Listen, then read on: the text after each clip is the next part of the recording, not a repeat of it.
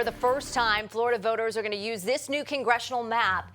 The redrawn line here and boundaries reshaping several Tampa Bay races. Yeah, the map was signed into law in May and this morning remains in place for this election, even as a legal challenge to block it continues to play out. The biggest local impacts is in District 14, where 8 Republicans are competing to unseat Democratic Congresswoman Kathy Castor.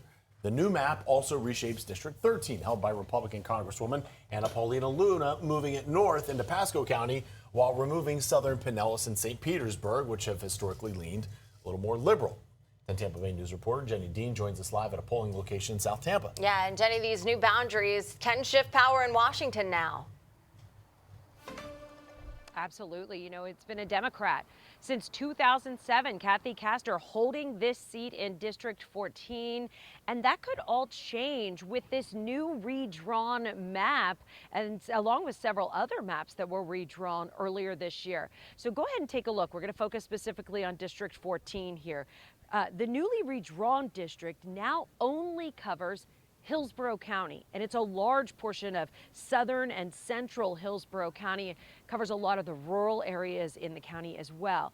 Now, I want you to take it on the left side is the old map, and you can see that it used to include more urban populated areas, including downtown Tampa and northward, and some parts of Pinellas County that included downtown St. Pete.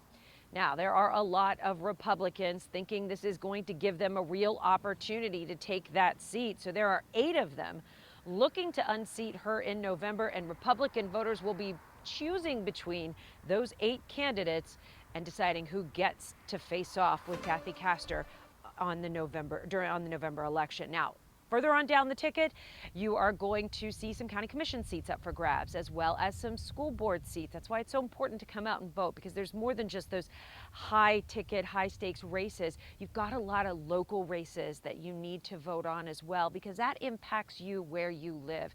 And that's why it's so important to get out and vote here in Hillsborough County. I think there are about a little more than 800,000 eligible voters. They had a 16% turnout. About 128,000 people came out to vote in early voting. So there's still a lot more eligible voters that can come out here on Election Day. We just watched some poll workers going in to get things set up here at this polling place in South Tampa. So they're going to be ready to go when those polls open at 7 a.m. We're live in South Tampa. Jenny Dean, 10 Tampa Bay News.